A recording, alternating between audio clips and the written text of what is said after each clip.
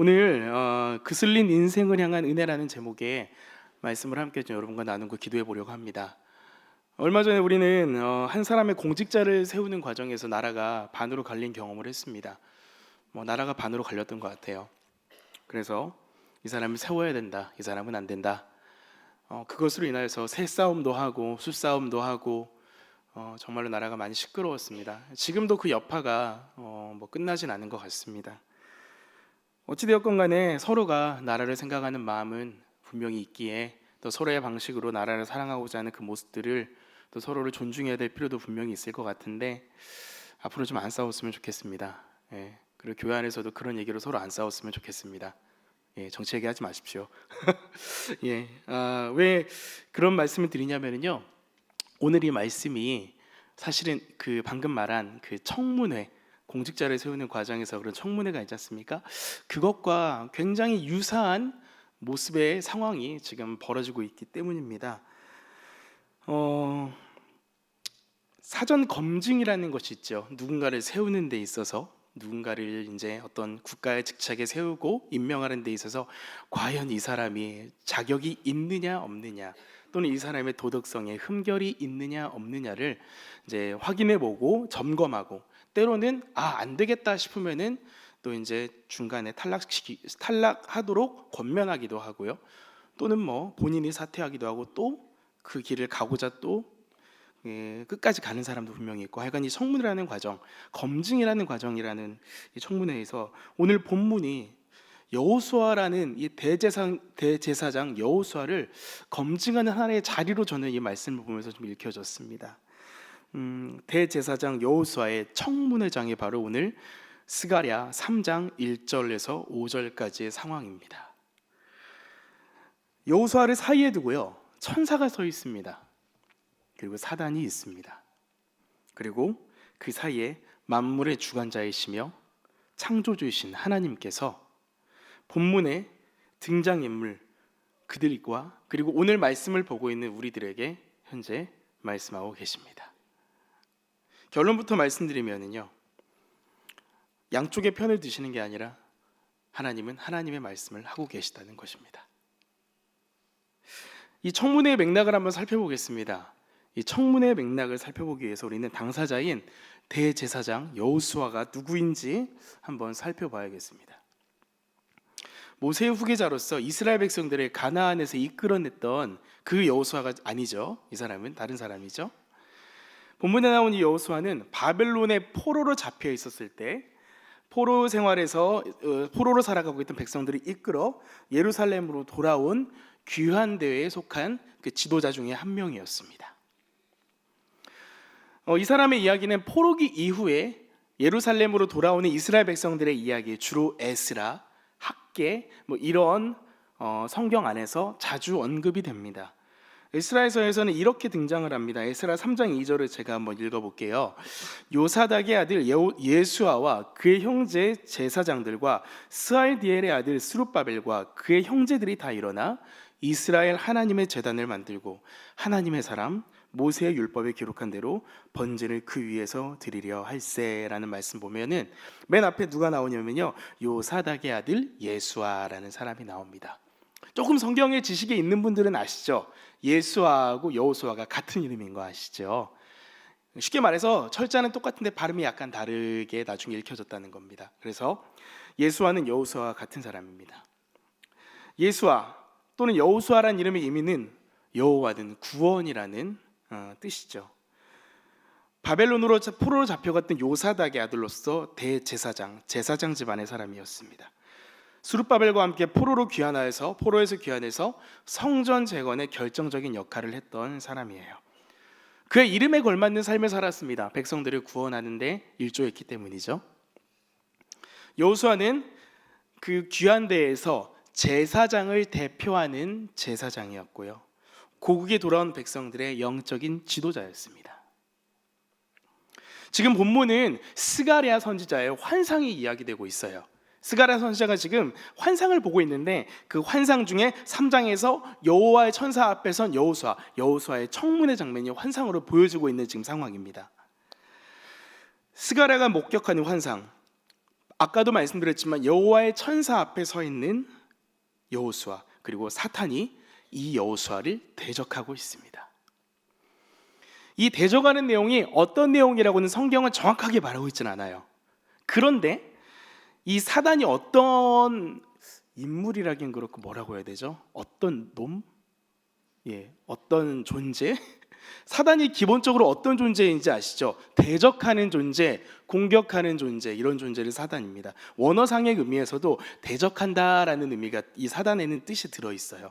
하여간 기본적으로 대적하며 방해하는 존재로서의 사단이 지금 여호수아 옆에서 대적을 막 하고 있습니다. 어떤 내용인지 나와 있진 않지만은 우리는 본문의 맥락에서 어떤 이유로 대적을 당하고 있는지는 우리가 알 수 있어요. 바로 본문이 여호수아에게 그냥 여호수아라고 하지 않고 앞에 붙이는 수식어가 있죠. 뭡니까? 대제사장이죠. 대제사장이란 말을 굳이 붙였어요. 그 구약 성경에 보면은 대제사장이라는, 쉽게 말해서 이제 제가 배영광이지 않습니까? 배영광 목사 이렇게 하면 되는데 부목사 배영광입니다. 이런 느낌 지금 웃으시는 건가요? 예. 대제사장 여호수아라고 말을 하는데 성경에는, 구약에는 그렇게 대제사장이 그렇게 불렸던 적이 많지는 않습니다. 대표적인 인물이 누가 있는지 아시나요? hil기야. 대제사장 hil기야 어떤 사람이었습니까? 율법을 찾아낸 사람 아닙니까? 율법 두루마리를 대단한 역할을 했던 사람이죠. 직책을 강조한다는 것은 말입니다, 둘 중에 하나죠. 이 사람이 이거에 걸맞는 자격이 있거나, 반대로 지금 사단이 공격하고 있는 입장에서는 이 사람은 자격이 없다라고 말하기 위해서 성경은 대제사장이란 말을 앞에 붙인 것입니다. 지금 이 상황에서 사단은 여호수아를 향하여서 대적하고 있는데, 그럼 어떻게 대적한다고요? 이 사람은 대제사장의 자격이 없습니다. 하나님한테 이제 이르는 거죠. 이 사람 자격이 없는 사람입니다. 많이 본 장면 같지 않습니까? 어디서 많이 보신 것 같으세요? 욥기에서 많이 보지 않았습니까? 욥기에서 맨 앞을 보면 어떤 일이 있죠? 동방의 의인, 대단한 의인, 정말 하나님 앞에 흠이 없는 그 사람 욥을 향해서 사단이 그 천상의 회의에서 하나님 앞에서 욥을 자꾸 찌릅니다. 욥이, 하나님, 제가 괜히 하나님의 말씀 순종하는 게 아닙니다. 저 분명히 베풀어 주신 것 때문에, 그것 때문에 하나님 사랑하는 겁니다. 저거 좀 뺏어 오십시오. 참 나쁘죠. 지금 이 상황도 비슷한 상황입니다. 사단이 하나님께 자꾸 여호수아의 자격 없음을 대적하고 있습니다. 사단은 사실은 여호수아를 대적한다기보다는요, 본문 여호수아를 대표로 하는 이스라엘 백성 전체를 대적하고 있다고 생각하시면 됩니다. 이스라엘 백성 전체가 하나님의 선택받은 백성이지 않습니까? 하나님이 친히 선택하셔서 애굽의 노예에서 끌어내셔서 훈련시키시고 가나안 땅에 심으시고 그곳에서 약속받은 땅, 약속된 땅에 살아가게 하신 선택받은 선민들인데, 이들이 선민으로서의 자격이 없다라고 이야기하는 것과 똑같은 상황인 것입니다. 자, 사단은 지금 여호수아를 대표로 하는 하나님의 백성들이 자격이 없음을 얘기하면서 대적하고 있다고 말씀드렸죠. 그러면 그 상황 앞에서 하나님은 2절에서 이렇게 대답하십니다. 우리 2절 말씀을 한번 읽어보겠습니다. 2절이죠. 시작. 여호와께서 사탄에게 이르시되, 사탄아, 여호와께서 너를 책망하노라. 예루살렘을 택한 여호와께서 너를 책망하노라. 이는 불에서 꺼낸 그슬린 나무가 아니냐 하실 때에, 이렇게 말씀하십니다. 하나님이 사탄을 책망하시죠. 책망하시면서 예루살렘, 그 누구라고 말합니까? 이스라엘 백성들, 하나님께서 선택한 그 백성들을 책망하는 그 사단을 대적하는 사단을 다시 책망하고 계십니다. 너 그렇게 하지 말아라, 그러지 말아라 라고 이야기하고 계시죠. 이어서 그 책망을 받는 존재인, 대적을 받는 존재인 여호수아를 향해서 특별한 표현을 씁니다. 어떤 표현이죠? 그슬린 나무라고 이야기합니다. 그슬린 나무. 이는 불에서 꺼낸 그슬린 나무가 아니냐? 자, 뭔가 이야기의 전개가 좀 이해가 가지 않습니다. 갑자기 불에 그슬린 나무 이야기가 나오고요. 3절을 한 번 더 읽어보겠습니다. 3절입니다. 3절 시작. 여호수아가 더러운 옷을 입고 천사 앞에 서 있는지라. 불에 그슬린 나무라고 말하였는데 불에 그슬린 나무라고 표현한 그 이유가 바로 어떤 이유입니까? 더러운 옷을 입고 있었다는 것입니다. 레위인들은 말입니다, 대제사장이 속한 지파, 제사장, 대제사장, 레위인, 이들에게 가장 최고의 가치, 목숨과도 바꿀 수 없는 가치가 있었습니다. 바로 그것은 정결이었습니다. 또 거룩함이었습니다. 정결과 거룩을 잃어버린 레위인은, 정결과 거룩을 잃어버린 대제사장이고 제사장은 자격이 없다는 것이죠. 당연히 대제사장은 그 레위 지파 중에서 가장 높은 정결의 기준을 요구받았을 것입니다. 어떤 정도였냐면요, 레위기 21장 11절하고 20절에 12절에 이런 말씀이 나와요. 제가 읽어드릴게요. 어떤 시체든지 가까이 하지 말지니 그의 부모로 말미암아서도 더러워지게 하지 말며 그 성소에서 나오지 말며 그의 하나님의 성소를 속되게 하지 말라. 시체를 만지면 부정해지지 않습니까? 부정해지면 안 된다. 하물며 너희 부모가 죽었을 때에도 부모에게도 가지 말아라. 누구는? 대제사장은. 부모가 죽었을 때도 가지 못합니다. 대제사장은 성소에서 나올 수가 없어요. 왜요? 시체를 만지거나 가까이 하면 부정해지기 때문에, 거룩해지지 않기 때문에. 그런 정도의 거룩의 정도를 요구받던 대제사장을 향하여서 지금 그 대제사장은 어떤 상황이라고요? 더러운 옷을 입고 있는 상황이에요. 근데 그 더러운 옷, 그 더러운 게 뭐가 묻어서 더러운지는 알아야 될 거 아닙니까? 바로 앞절에서 나왔죠. 불에 그슬린 나무라고 하지 않았습니까? 불에 그슬렸다, 불에 들어갔다 나왔다는 거죠. 이건 무엇입니까? 포로로 잡혀갔다 나온 것을 의미합니다.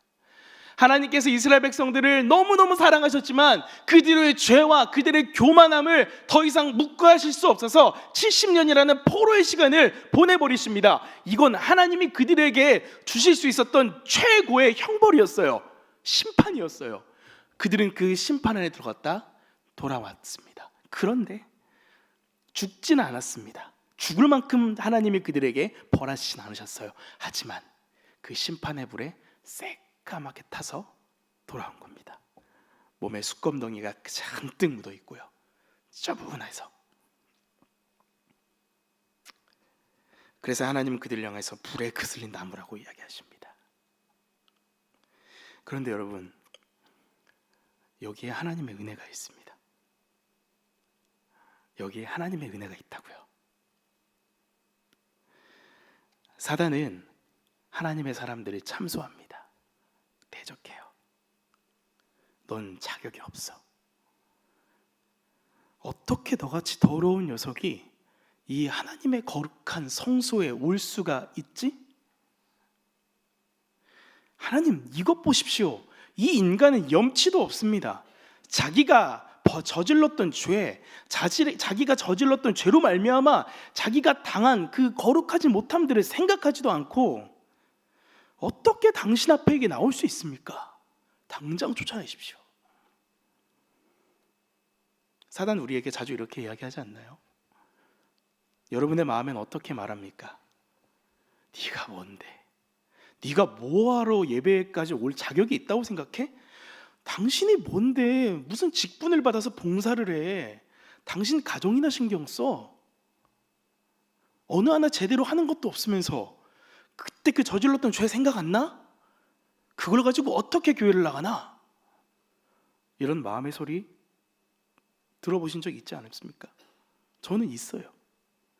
그리고 지금도 그런 이야기로 힘들어하며 예배에 나오지 못하는 분들도 알고 있습니다.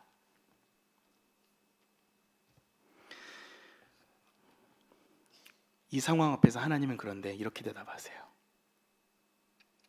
아까 우리가 읽었던 것처럼 내가 그걸 알고 있어 라고 말씀하세요. 하나님은 이미 이들이 불에 그슬린 나무인 것을 이미 알고 계시다는 거예요. 그들이 깨끗하고 더럽고를 떠나서 내가 이미 너희들이 그렇게 지저분해져 있는 걸 이미 알고 있어. 그런데 더 중요한 건 뭔지 아시죠? 그 앞에 2절 말씀에서 사탄아 여호와께서 너를 책망하노라 예루살렘을 택한 여호와께서. 이들은 불에 그슬리고 지저분해지고 거룩하지 못한 모습 같지만 그럼에도 나는 이들을 선택하였다라고 주님 말씀하십니다. 여기에 하나님의 은혜가 있어요. 주님은 우리의 허물과 부정을 알고 계세요. 여기 앉아 계신 여러분, 솔직하게 얘기하면 여기 앉아 계신 분이 안 계실 수도 있겠죠. 여러분의 마음에 하나님 앞에 나오실 수 있는 떳떳함이 있으신 분이 있으십니까? 저 이 자리에서 말씀 여러분에게 선포하고 있지만요, 저도 하나님 앞에 나가면은 아마 고개 못 들 거예요. 뒤로 도망가 버릴지도 몰라요. 저 두려워서. 근데 주님은 우리 그걸 알고 계세요. 그리고 우리를 선택하셨다고 이미 말씀하세요. 자주 우리가 그런 하나님의 사랑을 표현하는데 예화로 드는 것 중에 손잡는 표현이 있지 않습니까? 담임 목사님도 가끔 하시는데, 이렇게 잡는 게 아니라 이렇게 잡는 거 아닙니까? 우리가 비록 죄로 말미암아 허물로 말미암아 이 손 놓아버리려고 하지만 하나님은 그 손을 여전히 우리를 잡고 계신다는 거예요. 이게 은혜 아닙니까? 로마서 8장 35절을 제가 한번 읽어볼게요. 눈으로 따라오시겠어요? 누가 우리를 그리스도의 사랑에서 끊으리요? 환난이냐 공고나 박해나 기근이나 적신이나 위험이나 칼이랴. 누가 여러분을 하나님의 사랑에서 끊을 수 있습니까? 여러분 하나님의 사랑에서 끊을 수 있는 방법이 뭐라고 생각하세요? 없어요. 없습니다. 하나님의 사랑은 여러분을 향해서 끊어지지 않아요. 저와 여러분의 부족함을, 연약함을 주님은 너무나 잘 아세요. 너무 잘 아십니다. 하지만 주님은 그것 때문에 한 번 선택한 하나님의 사람들을 절대로 끊지 않으십니다. 이스라엘 백성들을 향해서 안타까워하시고 매를 드셨을지도 몰라도 하나님은 다시금 회복을 약속하셨어요. 하나님은 당신의 백성들이 회개하고 돌아오기를 기다리시는 분입니다. 돌아오는 과정에서 좀 지저분해지고요, 더럽혀지고요, 좀 망가졌다 해도요, 하나님은 그것으로 그 사랑을 거두시는 분이 아니라는 겁니다. 이미 알고 계세요. 그리고 주님은 우리를 받을 준비를 하고 계세요. 세상에서 말하는 청문회와 여호수아가 받고 있는 하나님 나라의 청문회가 좀 다르지 않습니까? 세상의 청문회는 허물을 들춰내어서 어떻게든 넘어뜨리려 하지만 하나님의 청문회는 이미 그 허물을 주님 다 알고 계시고 그 허물을 아심에도 하나님은 그를 선택하셔서 끌어내십니다. 그러한 우리들을 향해서 하나님은 당신의 천사들을 향하여서 이렇게 명령하십니다. 4절 말씀을 함께 한번 읽어보겠습니다. 한 번 더 읽어볼게요. 시작. 여호와께서 자기 앞에 선자들을 명령하사 그 더러운 옷을 벗기라 하시고 또 여호수아에게 이르시되 내가 내 죄악을 제거하여 버렸으니 내게 아름다운 옷을 입히리라 하시기로. 아멘. 사람의 옷이라는 게 그 사람의 모든 것을, 당장에 보이는 것들을 드러내는 게 바로 옷이지 않습니까? 저번에도 담임 목사님의 예화 드셨죠. 머리를 자르러 갔는데 이발을 하러 갔는데 이상한 옷을 입고 하니까 청소하러 오셨냐고 물어보셨다는 거, 저는 공감합니다. 제가 지금은 이렇게 정장을 입고 서 있지만 제가 반바지에 추리닝을 입고 돌아다니면 동네 아저씨인 줄 알고 동네 형인 줄 알더라고요. 사단은 우리들이 입고 있는 과거의 헌옷, 더러워진 옷을 보며 우리를 막 대적하고 판단합니다. 그 대적과 판단의 기준이 바로 옷이라는 거예요. 보여지는 것. 자격이 없다 말합니다. 보이는 팩트 아닙니까? 여러분, 팩트란 말이 요즘 굉장히 유행하지 않습니까? 팩트가 이미 옷은 지저분해지고 더러워진 상태예요. 눈에 보이는 현상이 그것입니다. 이거 어떻게 하겠습니까? 상상해 보세요. 이 더러운 옷을 입고 아마 여호수아는 하나님 앞에서 고개는 못 들고 고개를 푹 숙이고 있지 않았을까요? 고개를 팍 숙이면서 내가 나름 내 대제사장이라고 하나님 앞에 구별된 사람이라고 생각했는데 내가 이렇게 지저분한 옷으로 하나님 앞에 서 있구나. 그런데 하나님께서 천사들이 명령하셔서 여호수아의 옷을 벗겨라. 여호수아의 옷을 벗기고 아름다운 옷을 입혀줘라. 지금까지의 지저분하고 더러운 그런 환난을 지나며 또 죄악 가운데 살아왔던 그 옷들을 하나님은 빨지도 않으시고요, 그냥 벗겨내 버리십니다. 그리고 새로운 옷을 입혀주십니다. 우리 하나님 그런 분이십니다. 우리 하나님 그냥 그래, 어느 정도 이 정도면 됐어, 이게 아니라 아예 새롭게 만드시는 분입니다. 우리의 삶에 하나님이 일하시는 그 새로움 역사 경험하고 싶지 않으십니까? 사단은 과거에 집중하게 합니다. 과거를 바라보게 합니다. 내가 어떤 사람이었는지 기억하게 합니다. 네가 어떤 사람이었는데 네가 어떻게 이 삶을 살아왔는지 알아? 알잖아. 당연히 예전의 모습을 기억해야 되는 건 맞습니다. 그것으로 말미암아 우리에게 임한 은혜가 얼마나 깊은지 알 수 있으니까요. 하지만 기억하는 것을 넘어서서 얽매여서 붙잡혀 있다면, 그것으로 묶여서 한 발짝도 나가지 못하는 것은 잘못된 것입니다. 비록 우리가 하나님의 심판에 들어갔다 나오는 과정 속에서 좀 지저분해지고 그슬려버린 인생들이지만, 하나님은 그 모습에 집중하지 않으시고 그 옷을 다시 새롭게 입고 얼굴을 닦아낸 그 미래의 모습을 하나님은 이미 생각하며 기대하신다는 것입니다. 하나님은 우리의 미래를 기대하시는 분입니다. 하나님은 우리의 앞날을 바라보시는 분입니다. 우리를 씻겨 고쳐 다시 사용할 수 있는 분이 우리 하나님이십니다. 우리의 죄악과 허물 앞에서요, 또는 삶의 무게 앞에서 많은 사람들이 삶을 마감하는 선택을 합니다. 참 안타까운 일입니다. 오늘의 시대가 자꾸 과거를 바라보게 하고 지금의 현상을 바라보게 하고 앞으로 나아가지 못하도록 눈을 가려보는 시대, 그러한 시대인 것입니다. 그렇게 우리에게 하나님이 너무 필요합니다. 그리고 저들에게도 하나님이 필요합니다. 과거를 보지 않으시는, 오늘의 내 모습에 집중하지 않으시며 미래의 내 모습을 기대하시는 그 하나님을 우리는 알아야 하며 또 전해야 합니다.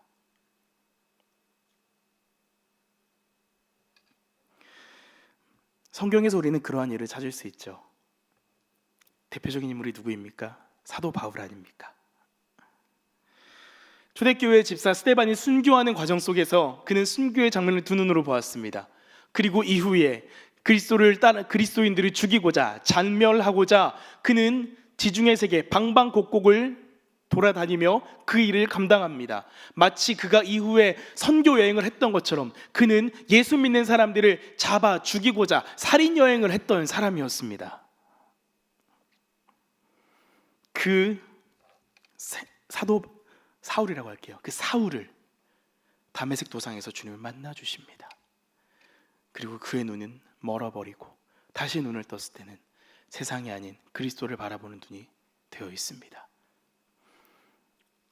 성경으로 표현되어 있기를 그런가 보다 하지만 너무나 잔혹하고 잔인한 그의 인생을 하나님은 완벽하게 바꾸셔서 그가 이제까지 행해왔던 살인 여행의 흔적을 지워내시고 땅끝까지 예수 그리스도를 전한 1차, 2차, 3차, 4차에 걸쳐 하나님 앞에 순교함으로 나아갔던 사도 바울의 삶을 주님은 만들어내십니다. 우리의 지금까지의 모습이 여러분 어떠했는지는 중요하지 않습니다. 중요하지 않아요. 중요하지 않아요. 지금부터가 중요합니다. 지금부터예요. 혹시 오늘 수요예배 나오신 분들 중에서 오랜만에 예배의 자리에 오신 분들이 계십니까? 계시죠? 감사합니다. 지금까지는 괜찮아요. 이제부터가 중요합니다. 하나님은 여러분의 앞날을 보십니다. 혹시 교회에 나오신 지 얼마 안 되신 분들이 계십니까? 자신의 이제까지 삶이 부끄러워서 내가 무슨 교회에 나올 자격이 있어라고 생각하신 분도 계시지 않을까요? 괜찮습니다. 주님은 여러분의 미래를 보십니다. 앞으로 여러분이 하나님 앞에서 어떻게 살아갈지를 기대하십니다. 오늘 밤 그분의 손을 잡으시기 바랍니다. 이제 그렇게 옷을 갈아입은 여호수아를 향하여서 스가랴의 고백이 등장합니다. 스가랴가 너무 좋았나 봐요. 우리 5절 말씀을 함께 한번 읽어보겠습니다. 5절입니다. 시작. 내가 말하되 정결한 관을 그의 머리에 씌우소서 하매 곧 정결한 관을 그 머리에 씌우며 옷을 입히고 여호와의 천사는 곁에 섰더라. 아멘. 스가랴가 옆에서 지금 하나님한테 훈수 두고 있습니다. 하나님, 정결한 관을, 이 제사장의 옷의 그 패션의 완성은 얼굴이 아니라 패션의 완성은 관이었습니다. 제사장의 패션의 완성은 이 모자였죠. 하나님, 옷을 갈아입히셨으니까요, 이제 정결한 관을 씌우셔야 됩니다. 환상을 보는 중에서도 그 정신이 있었습니다. 그래서 막 고백을 합니다. 그러자 하나님이 정결한 관을 여호수아의 머리에 씌우십니다. 드디어 여호수아 대제사장으로서의 모습이 완성되었어요. 레위기에 나오듯이 그가 쓴 관에는 이렇게 쓰여 있습니다. 정결한 관이라고 표현했는데 그 관에는 이렇게 써 있어요. 글자가 뭐라고요? 여호와께 성결이라고 써 있습니다. 그렇게 쓰여 있어요. 그슬렸던, 정말로 다 그을려서 잿두성이가 되어서 너덜너덜해졌던 그의 모습이 이제는 진짜 대제사장의 모습으로 하나님 앞에서 변모되었습니다. 그가 노력한 거 아니었어요. 하나님이 그를 새롭게 하셨어요. 그리고 그렇게 변화된 여호수아를 향하여서 하나님이 이렇게 말씀하십니다. 오늘 읽지는 않았지만 7절 말씀을 제가 읽어드리겠습니다. 잘 보십시오. 만군의 여호와의 말씀에 내가 만일 내 도를 행하며 내 규례를 지키면 내가 내 집을 다스릴 것이요 내 뜰을 지킬 것이며 내가 또 너로 여기 섰는 자들 가운데 왕래하게 하리라. 아멘. 그슬렸던 인생에서, 잿두성이의 인생에서 하나님의 은혜로 변화된 삶을 살게 된 여호수아, 그리고 그 여호수아로 대표되는 이스라엘 백성들에게 하나님은 당신의 집을 다스리게 될 것이라고 말씀하십니다.